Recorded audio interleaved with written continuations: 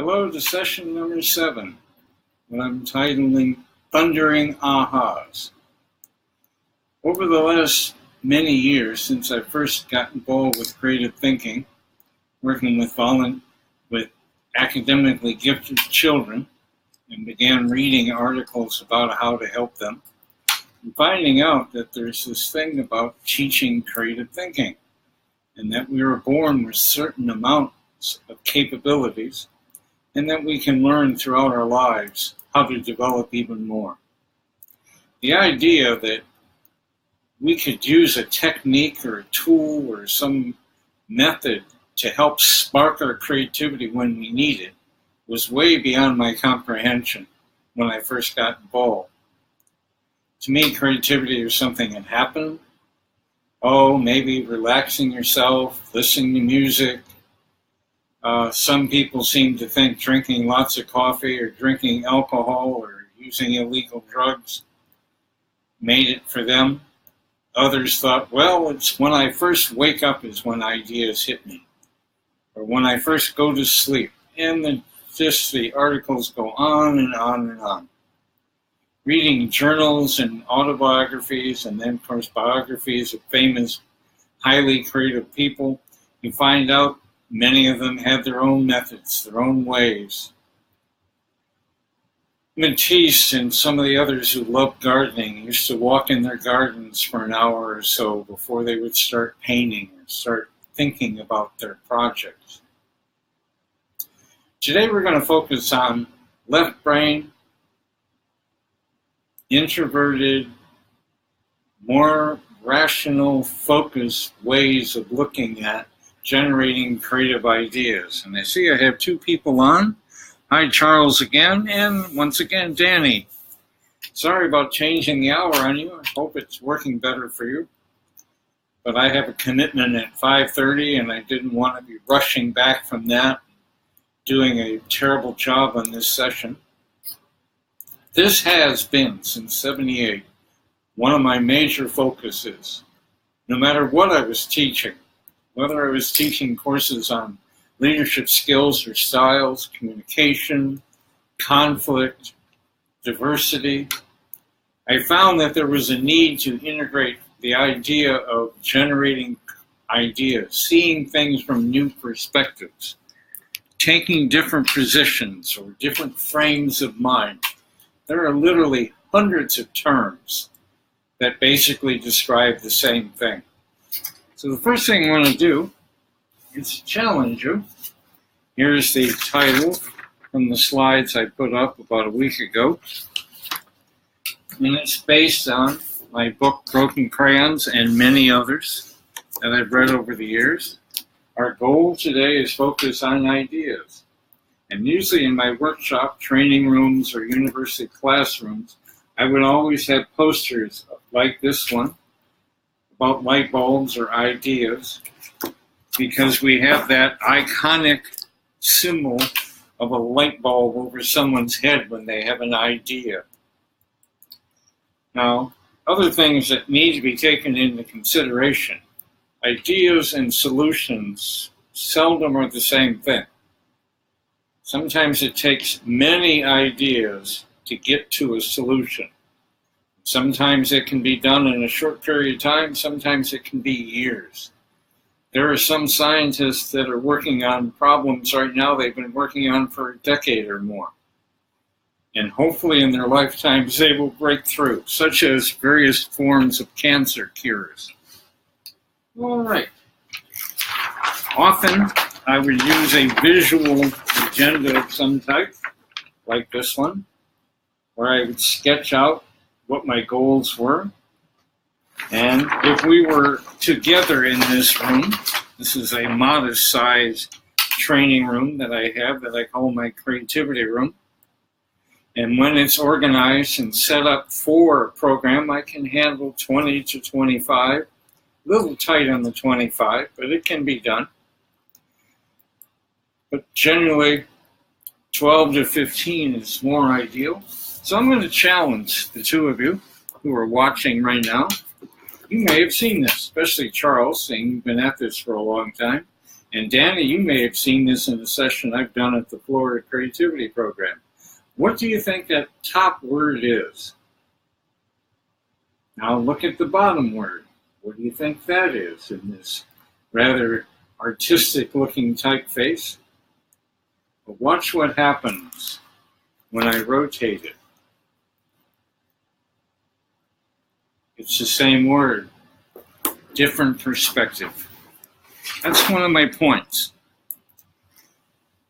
People of different thinking styles, as I talked about yesterday in this section 6, see things differently. To one, it's a fantasy. To another, it's a reality. And to others, it may be something else as well. One of the things I have learned over my many years at this is I seldom see or expect or accept that there's only one answer to nearly any question. Even on the question of one-on-one in school, by the first grade or even in kindergarten or preschool, probably nowadays, young children are learned how to do basic adding and subtracting. That 1 and 1 equals 2. Well, in mathematics, yes. In reality, not normally. 1 and 1, there's always some other variable in there.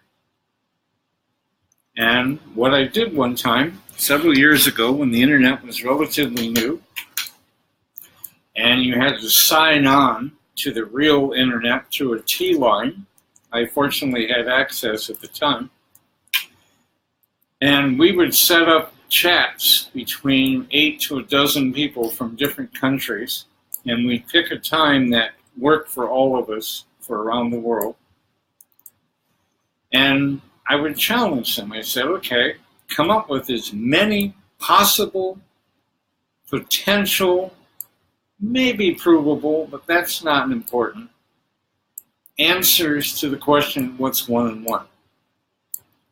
Within 24 hours, we generated, I believe it's 212. I've got them listed on my original website, and I'll post it up with this later so that you don't have to go searching for it. And yes, some of them push the question quite a bit. But when you think of the question, what's 1 and 1? 1 and 1 what? And when I was taking classes in education and basic teaching, one of the things my professor pushed was using props, using visual aids, using things the children or the adults could actually see, not just speak in words. So this one teacher I remember in our class decided that she had no budget and her school didn't have any budget. So she decided that she would use the items she had in her lunch. So she stood in front of her class, held up an orange and held up an apple and said, "What do I have?" And most of the children said 2 fruit. One young boy in the back of the room yelled out, "You've got the beginning of a fruit salad." Well, orange and apple, so forth. 1 and 1 can also equal 11. 1 and 1 can equal a plus sign. 1 and 1 can equal a V or 5 in Roman numerals. It can be 50, 50 or L, and so forth.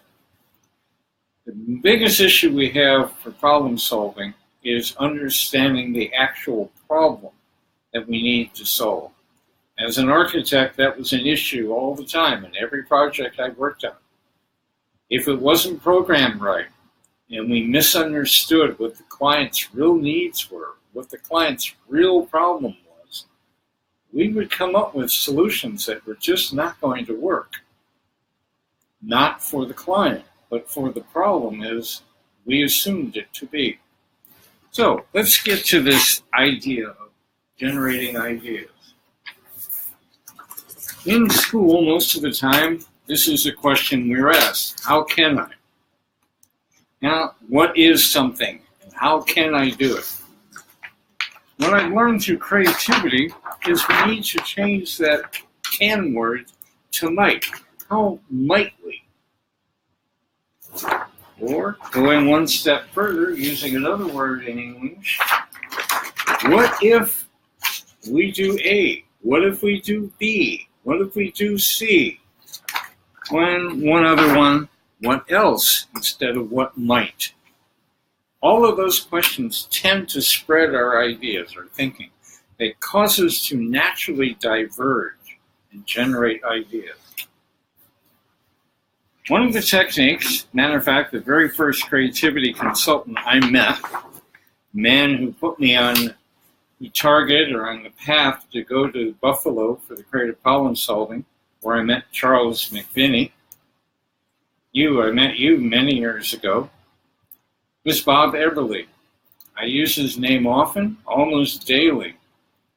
One of my pet issues is so many people use one of his techniques that he's got published 3-4 books. I'm not sure the fourth one is still available in print. It might be available from collectors. But he taught me a basic technique. He took a technique that Alex Osborne from advertising had generated, trying to help his advertising people, especially the creatives, the art directors, they generated a list of 83 questions they would ask the client or ask themselves. In the architectural firms where I worked as a designer, we did something similar. Bob said, I work with children. I can't get children to memorize, to learn 80-some questions. That would be too burdensome. It would bore them, and so forth. So he decided to narrow it down to a simple word, and a word that the children could relate to and easily remember, and turned it into an acronym, a memory tool, taking a word that can represent several other words. And the one I mean is the one scamper. It's probably one of the most used idea-generating tools in the world. I see it come up on Facebook quite often. Even on LinkedIn now, I saw it 2 or 3 times last week. The sad thing for me, because I didn't know Bob real well as a friend, but he was a man that was a major influence on my life back in 1976. I feel I owe it to him, because he opened doors for me I would have never even known were there. But what he did was took the word scamper, a fun word, a kind of what children do in a playground and so forth, what animals like chipmunks and sometimes squirrels go scampering around. So what we want to do with our minds is scamper around. So he said, all right, what words, and specifically verbs, action words, can I use for the word letter S? He chose substitute, so that easily you could look at a problem, challenge, a product, and say, what can I substitute? If it's a food product, you could substitute taste. You could substitute texture. You could substitute wrapping. C, or combine. What can I combine with things? Well, Ben and Jerry have been famous for that with their ice cream flavors, combining all kinds of things. And then I'm trying to think of the name, Cold Creamery. We have one of the franchises here in Athens, being a university town. You go in there, and they'll make ice cream to suit you. You say, I want raisins and cashews and prunes. A little odd, but some people like that. And they'll mix it up for you. Now you have this ice cream cone, or a sundae, or a milkshake, with flavors you chose, unlike anyone else. For A, he used alter or adapt. So how can we alter this product? How can we alter this problem? How can we alter steps? How can we adapt what we do in some other part of the company to this part of the company? In M, he chose minify and magnify. Can we make it smaller? Can we make it bigger? And we also use the word modify. Once again, can we change it and make it different? I see I have one more person. And hi, Jared. fellow student in architectural school many years ago from Michigan, up here somewhere in Michigan. I was down here. Put to other uses is the key. What can we do with this product and put it to other uses? Well, there's a kind of a funny one in the Avon company. Many years ago, I was on a beach in South Carolina, and the gnats and the mosquitoes were just horrible. We went into town to see if we could find some other things as well. And I asked the pharmacist and a couple people, what do you do for mosquitoes here? And they said, well, I don't have it here, but you can buy it at the Chamber of Commerce or another office just down the street. And what it turned out to be was Avon Skin So Soft.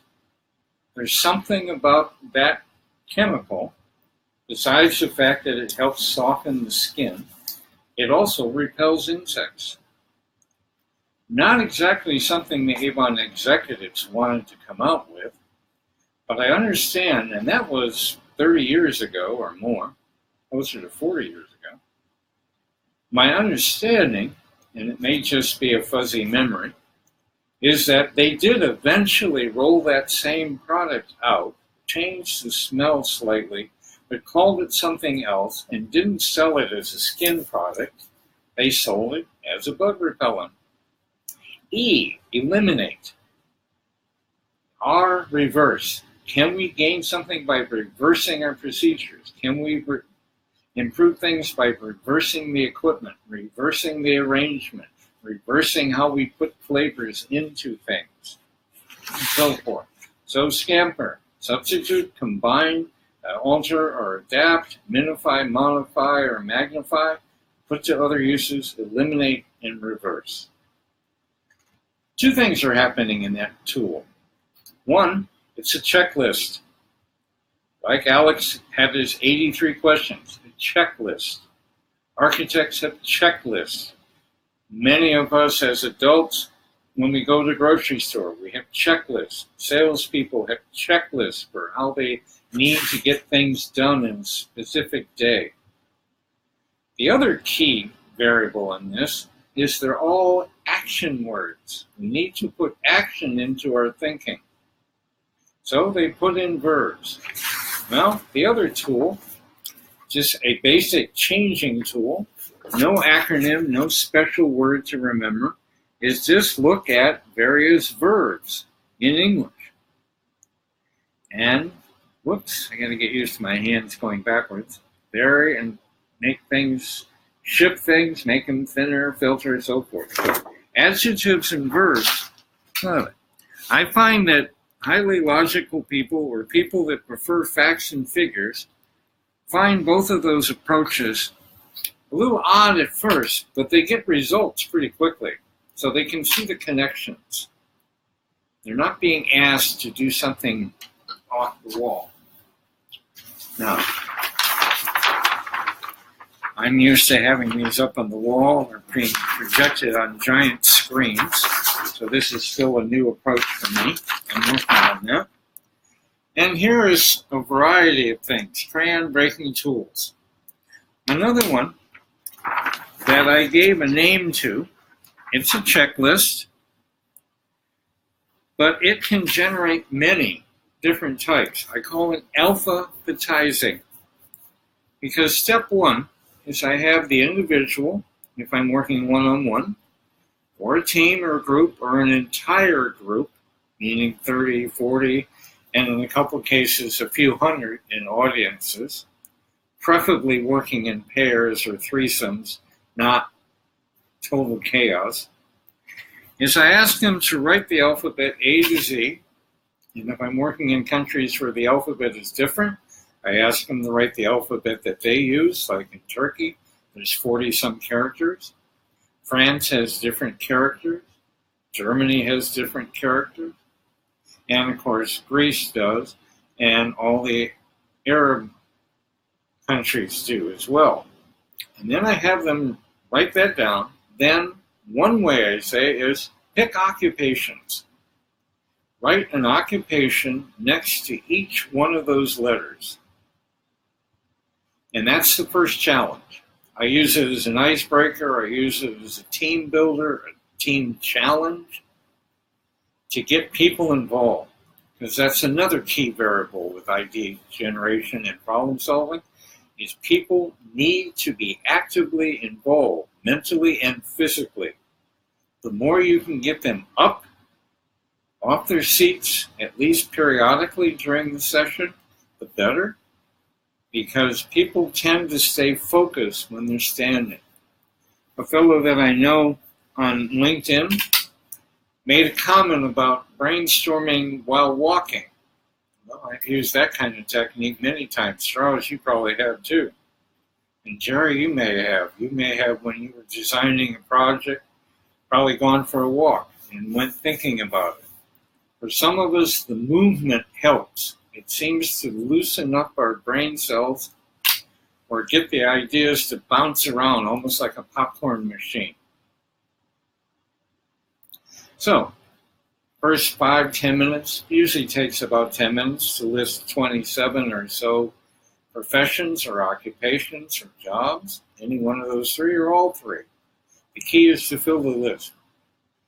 Then, whoever the facilitator is, or perhaps at the team level, whoever the team leader is, they pick 5 or 6 random letters. And then the group or the team focus on, all right, if we picked A, how would accountants work on this problem? How would architects work on this problem? How would aeronautical engineers work on this problem? And so forth. I have seen the most stubborn, resistant, what so many of right-brainers, when we use that analogy, call left-brainers, stubborn left-brainers. All of a sudden, when they do that exercise, they go, wait a minute, that generated ideas I would have never thought of in any logical way. That's why I use that technique.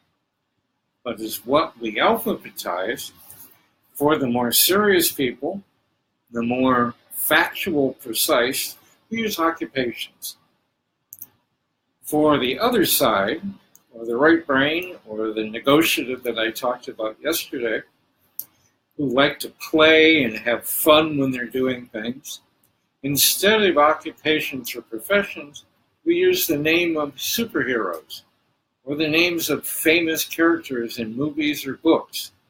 Gets it more on the playful side, not so much the serious side. All right. Fantasy explorations. George Prince, he and Bill Gordon started a company called Synectics. Synergy, they created that word synectic. Several years ago, I was very fortunate to have met both of them as presenters at the Creative Problem Solving Institute, but in the case of George, I met him personally in 1981 when we were both presenting at a conference on whole brain thinking. We had breakfast one time, and we sat and talked, and I got to interview him, and he was very easy to talk to. But one of the things I noticed about George when he was sitting in a session, whether I was presenting or one of the other people there were 63 of us, and I believe at least 60 of us presented in those 4 days at one time or another. But when I saw his notes, he had very few words. It was mostly mazes and geometric patterns. And I asked him about that. He said, why do you do that? He says, one, it keeps me focused, keeps me in the room mentally and emotionally. I have been at this for 30 years. This is what he was telling me in 80. He and Bill started the company that they created in the late 50s. They had worked a few years before with a rather large consulting firm as engineers. He had read most of what most of people read at the time. He had been to so many workshops that so much of it was repetitive. He was looking for the novel, the unique, the unusual.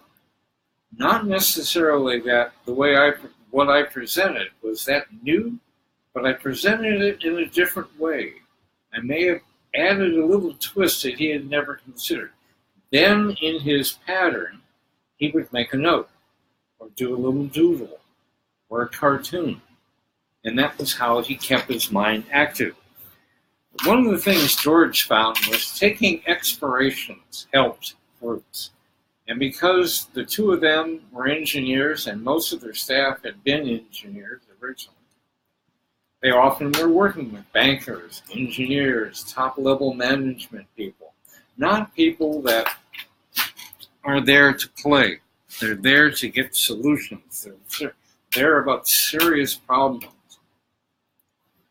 But what he would do is have them relax, get in a comfortable position, invite them to close their eyes, and then basically lead them through a guided imagery.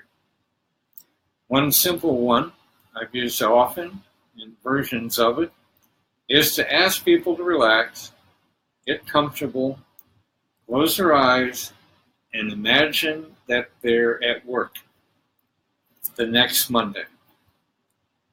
And just kind of mentally walk around.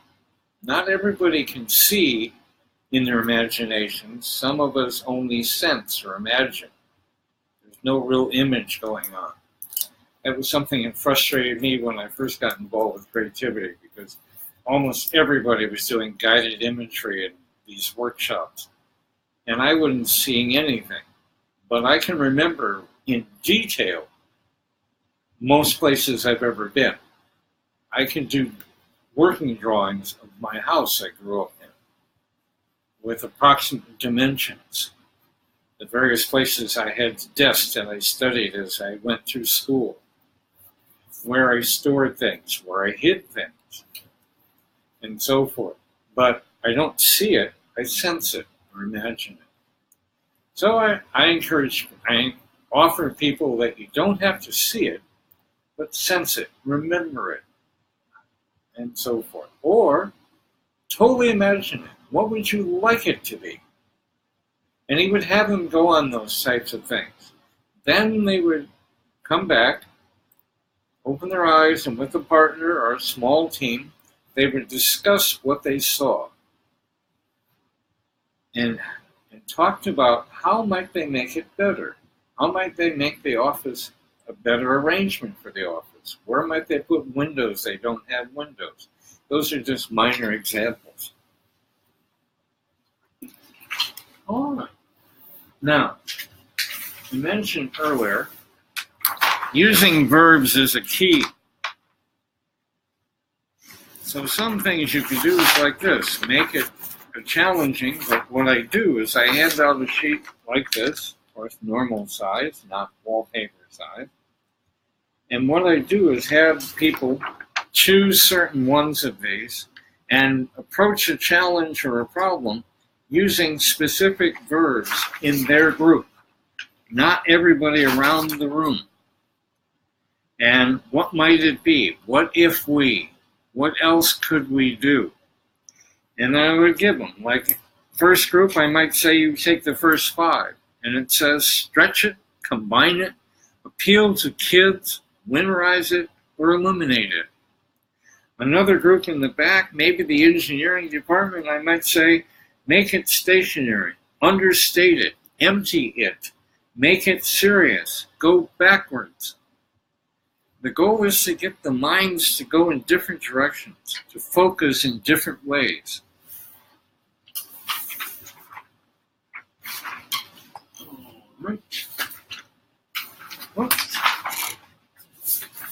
So the plan is to do this, cause people to generate ideas, as many as possible, but doing it from a logical, rational approach rather than an open-ended, exploratory, kind of gaming approach, which is what I'll get into more tomorrow. Now, these are just a few samples of things. There are many, many, many of these different tools and techniques. On my website, I have several that I explain in detail. Some I created, many of them I found that other people created anywhere from 100 years ago to just in the last week or two. The more I can get people focus on the idea. To generate ideas, we need to think differently, uniquely, in novel ways. Then to make that a habit, not 100% of the time, 10, 20% of the time, or in idea-generating meetings. Specifically, the key is to think differently and uniquely. What I've discovered, if I'm dealing with a group of scientists and engineers who typically are rationally focused, tend to be individuals, tend to be loners, tend to be introverts. Those are all words for the same basic thing. They want to work alone. So we give them time to work alone. We give them more logical ways to do it. I don't put a bunch of toys in front of them and expect them to do things in metaphoric ways. But I'm going to lead them there, one step at a time. In one of the final sessions I will do next week, I will show you the process I tend to use, where I take it, where is the safest place to start, and then getting it wilder and wilder and wilder. And then how to pull it back together. Thanks again. Let's see, I've got a few people here this time. Danny again, Charles, Jerry, and Brant, and Don Graham, longtime client and friend, credit unions, now a comfortably retired person who I believe is doing a lot of painting. Thank you for coming by, and I'm going to sign off. Hopefully next session or two you'll write to me. I believe you can. We were doing that yesterday when I tried to capture the eclipse in the middle of the day, but sadly it didn't happen the way I thought it was supposed to happen, where you get total darkness. But there were a couple people who were chatting while we were waiting for the sun to disappear. So have a great evening, and we'll see you tomorrow.